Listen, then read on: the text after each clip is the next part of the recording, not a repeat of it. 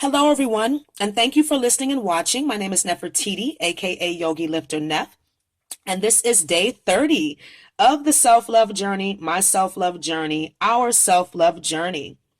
Now, this is the last video in this series, and I wanted to talk to you about developing your self-love practice.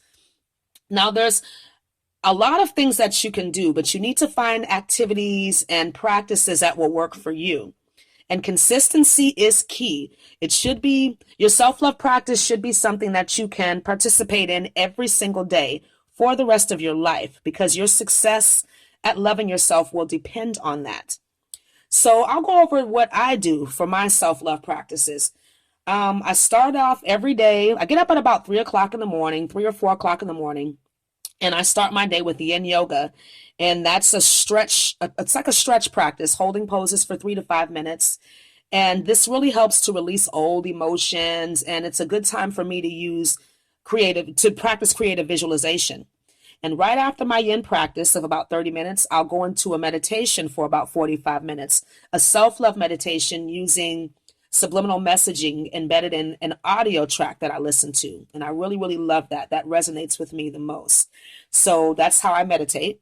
And then right after that, I start my journaling and my written affirmations, and then I do some reading.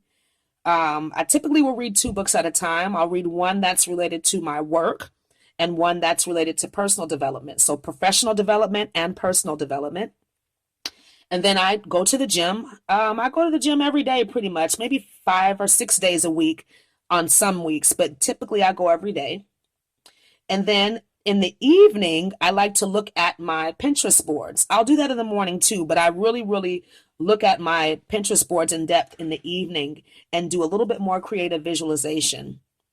And I also use crystals. I like to sleep with an amethyst crystal and a rose quartz crystal under my pillow to help me sleep and to keep me in a loving space at night and to help me wake up in a loving mood in the morning. And I promise you it does work.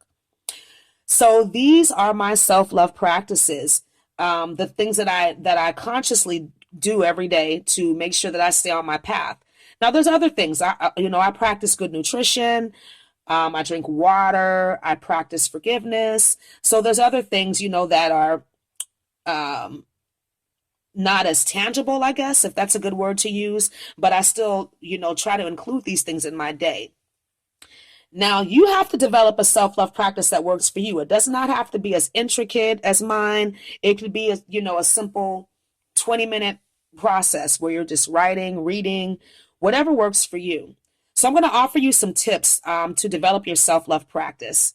So the first one is going to be to set a time of day to do your self-love work. And this should ideally be the same time every day.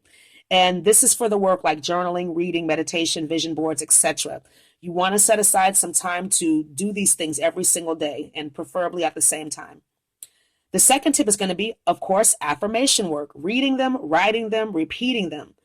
Affirmations do work if you work them, okay? But you have to be consistent. The third tip is going to be patient. A lot of times we'll get on this path and we're just fired up and we do all this work and we've been doing all this stuff for about a month and we don't see that many changes. For some, it could actually get worse. And the reason that happens is because all of these negative emotions and feelings, basically anything that is not like love is coming up to the surface for review. And a lot of these things have to just play out. That's how karma works. It's not necessarily, you do unto others as you would like them do unto you. But at the same time, we carry karma from past lives, from conditioning, and this also has to come up for examination, for review, and for transmutation. So please be patient with the process. Be gentle and kind and patient with yourself. And know that this is number 4, that there will be a vacillation process where you'll go back and forth, because what you're trying to do is solidify those new beliefs and, replace the old beliefs. So you'll go back and forth between what it is that you want to be versus where you are now. And as time goes on, that gap will narrow more and more and more, and it will become like second nature for you to more times than not, to be in a loving space where you're loving yourself and you're loving others to the best of your ability. And the fifth tip is going to be willing to let your life change. I don't know if that came out right. The fifth tip is going to be willing to let your life change. When we start doing work on ourselves, don't be surprised if your life changes, especially when you're doing self-love work. You could lose some friends, you could lose your job, you could lose your home. Different things will happen, and it's not necessarily negative, but it's just that you're adjusting now. Because your thought process has changed, your life is now adjusting to fit this new perception of yourself, this new loving perception of yourself. So there may be some changes, and they're not always negative, but typically we will have to release some things from our life when we are, on this path, on this self-love path, because we'll discover that these are not loving things, loving people, loving situations. And the sixth and final tip is going to be creative. to be creative and to have fun with this process. Loving yourself does not have to be, this drawn out negative process. Yes, you will discover some things about yourself that you don't like, but it's not about eliminating those things all the time. It's about integrating them, because at some point they served you.